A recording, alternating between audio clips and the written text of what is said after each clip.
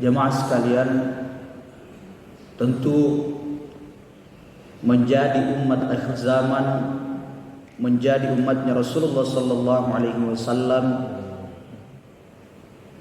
yang hidup di akhir zaman merupakan sebuah tantangan, namun juga tentu memiliki keunggulan dan keutamaan yang sudah disebutkan Rasulullah sallallahu alaihi wasallam yang tidak dimiliki oleh umat-umat sebelumnya. Bagaimana tidak bahwa hidup di akhir zaman adalah merupakan sebuah tantangan yang besar.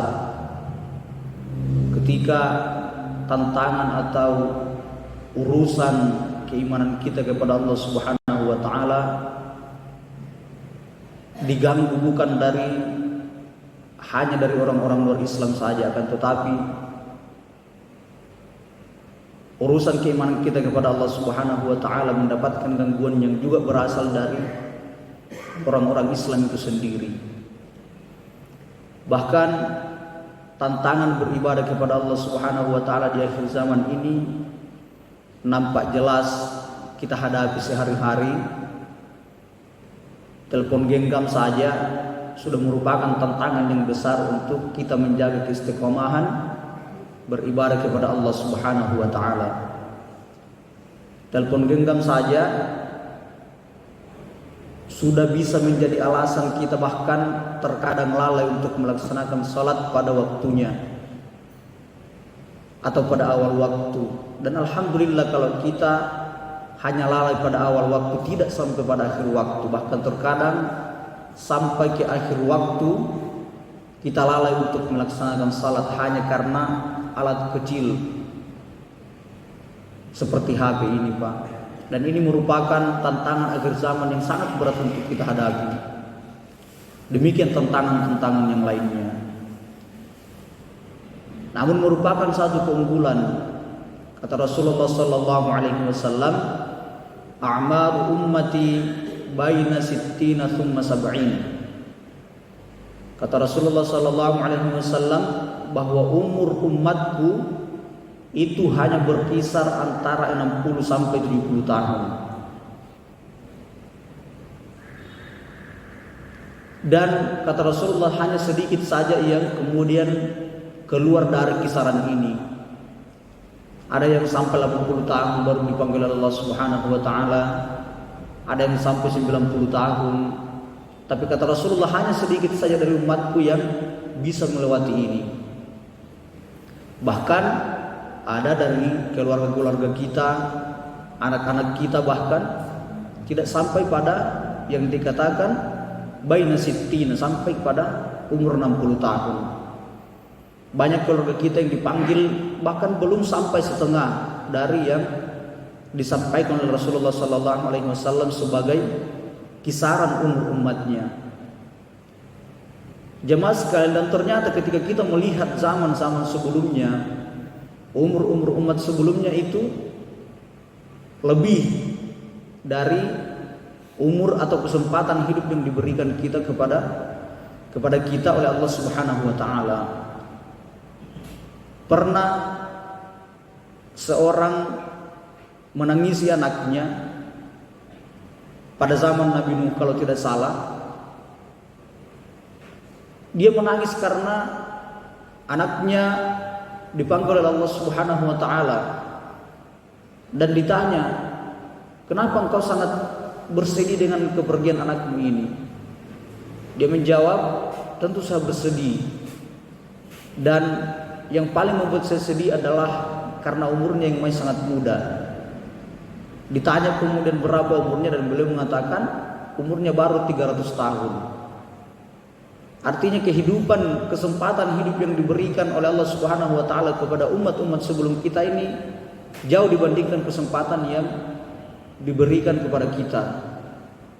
Sehingga merupakan satu keuntungan karena kurang waktu kita untuk berbuat dosa kepada Allah Subhanahu wa taala. Tapi kesempatan untuk memperbaiki diri juga menjadi sempit. Namun menjadi umat Rasulullah sallallahu alaihi wasallam selalu menjadi umat yang terbaik di sisi Allah Subhanahu wa taala. Jemaah sekalian, subuh hari ini saya ingin mengutip salah satu hadis Rasulullah sallallahu alaihi wasallam. Kata beliau, la tazulu qadama 'abdin 'inda yaumil qiyamah hatta yus'alu 'an arba'. Bahwa tidak akan bergeser kaki seorang mukmin pada hari kiamat hatta yus'alu 'an arba', sampai ditanya terkait dengan 4 hal.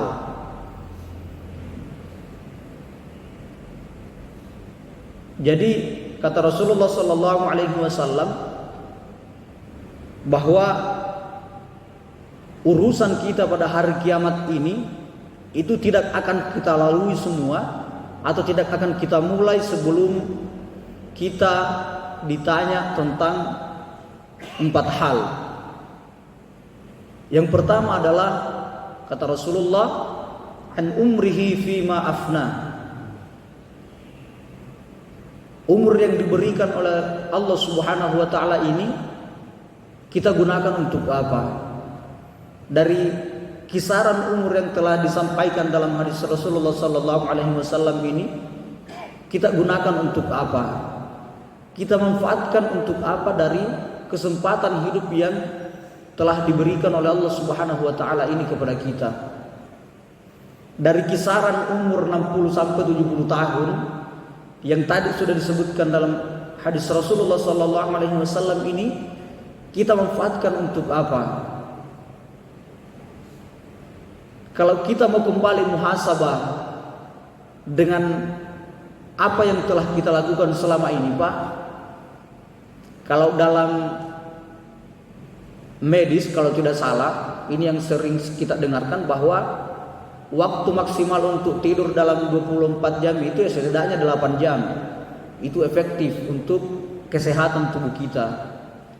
Artinya kalau dalam 24 jam itu kita gunakan 8 jam untuk tidur, itu sudah lebih dari, atau sudah sekitar sepertiga kita gunakan untuk tidur.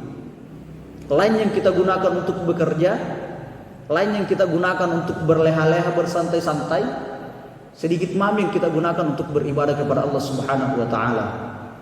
Ketika kita mau muhasabah dari umur yang telah diberikan oleh Allah Subhanahu wa taala ini, bayangkan kalau nanti kita salat pada umur 40 tahun, Pak. Artinya belum setengah dari umur yang diberikan Allah Subhanahu wa taala ini kita gunakan untuk beribadah kepadanya. Kata Rasulullah tadi bahwa hal yang pertama atau merupakan satu dari 4 hal yang akan dipertanyakan kepada kita, umur yang diberikan kepada kita, apakah atau kemana kita manfaatkan. An umrihi fima afna. Kemudian yang kedua adalah wa an jasadihi fima ablah. Jasad, potensi yang saya berikan kepadanya digunakan untuk apa? Dalam kehidupan seorang mukmin, beribadah kepada Allah Subhanahu wa taala ini bukan hanya tentang hal-hal yang sifatnya mengatur hubungannya dengan Tuhan. Ibadah ini, Pak, bukan hanya tentang salat, bukan hanya tentang zakat, bukan hanya tentang puasa pada bulan suci Ramadan, bukan hanya tentang haji. Akan tetapi ibadah adalah bagaimana kemudian kita manfaatkan segala potensi yang diberikan Allah Subhanahu wa taala untuk menunjang peribadatan kita kepadanya. Makanya menjadi salah satu yang akan ditanyakan adalah jasad kita gunakan untuk apa? Artinya apa? Bahwa kalaupun kita gunakan untuk bekerja, betul tidak pekerjaan itu kita gunakan, atau betul tidak pekerjaan yang kita lakukan itu adalah pekerjaan yang diridhai Allah Subhanahu wa taala, yang juga dalam merupakan salah satu ibadah. Menjadi kepala keluarga misalkan, apapun pekerjaan kita, Pak, menjadi guru itu adalah ibadah yang sangat besar. Mencerdaskan kehidupan bangsa, memberikan pengetahuan kepada anak-anak kita, ini adalah ibadah yang sangat besar di sisi Allah Subhanahu wa taala. Bahkan kalau kita meninggalkan ibadah-ibadah sunnah yang lainnya, misalkan anggaplah misalkan waktu bekerja kita atau waktu mengajar kita sejak masuk waktu duha sampai keluarnya waktu duha, sehingga kita tidak sempat melaksanakan sholat duha ini. Tidak apa-apa kita tinggalkan sholat duha ini, Pak. Kalau itu akan mengganggu pekerjaan kita, selama pekerjaan kita merupakan pekerjaan yang diridhoi Allah Subhanahu wa taala, apalagi kalau pekerjaan itu kita lakukan untuk memberikan nafkah misalkan kepada keluarga kita, menghidupi keluarga kita, maka tidak apa-apa kita tinggalkan.